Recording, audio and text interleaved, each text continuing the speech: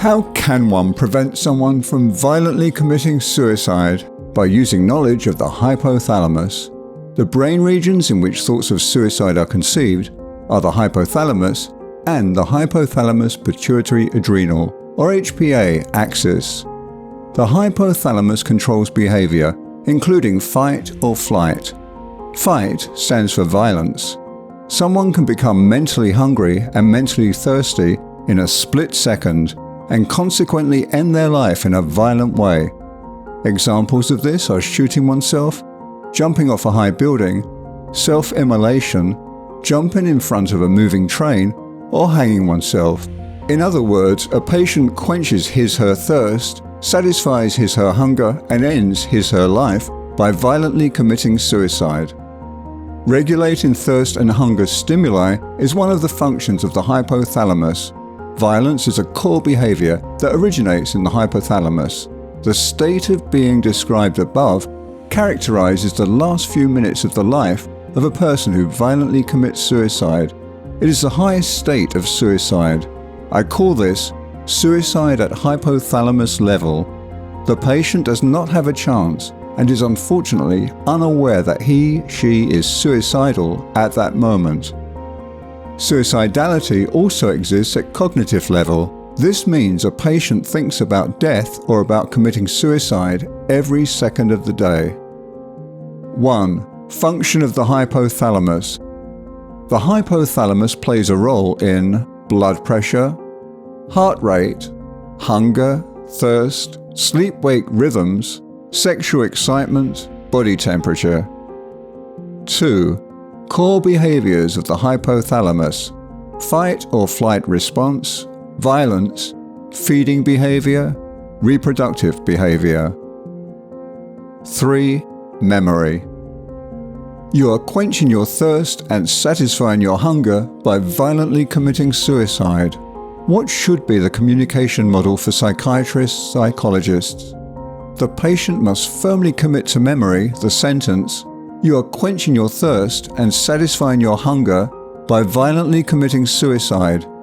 Only then will he or she be 100% safe.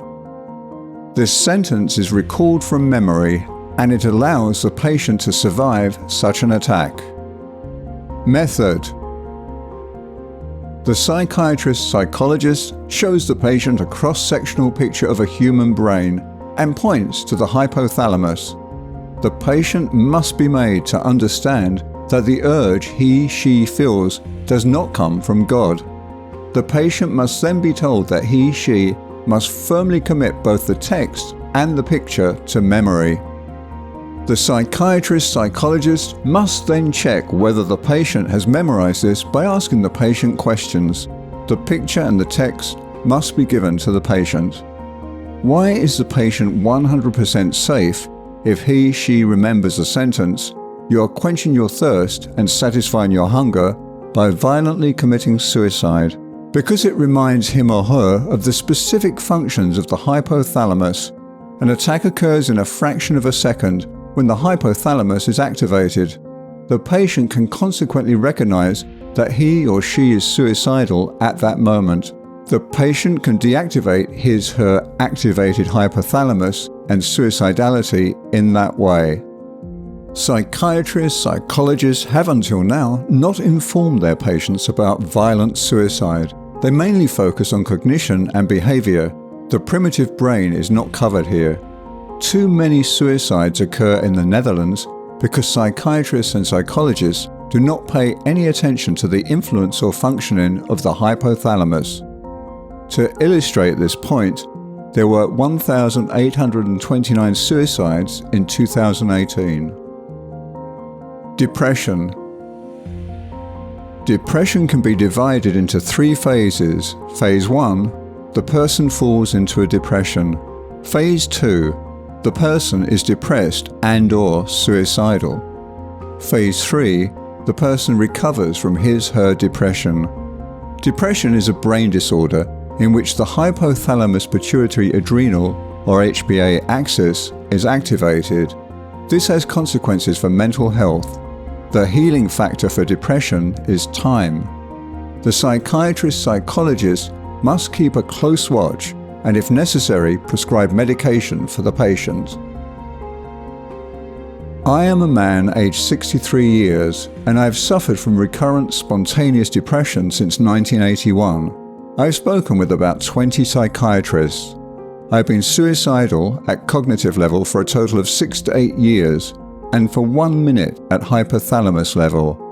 I had a psychosis in 2000. I've read articles on PubMed since 2000, in particular articles on the subject of hypothalamus and depression. I have read a lot on the characteristics and behavior of the hypothalamus. This meant that I could consequently easily analyze my own suicidality at hypothalamus level. In the aforementioned 1 minute depression, I was then also quickly able to see that my hypothalamus was involved. Only when a patient reads and commits to memory the text, "You are quenching your thirst and satisfying your hunger by violently committing suicide," and the associated picture, can it be used by him or her as a kind of mental health tool. Why the picture? This gives the patient a visual reminder. The text communicates the message. The patient should be phoned 1 or more times after leaving the clinic. This should be followed up by the acting psychiatrist, psychologist.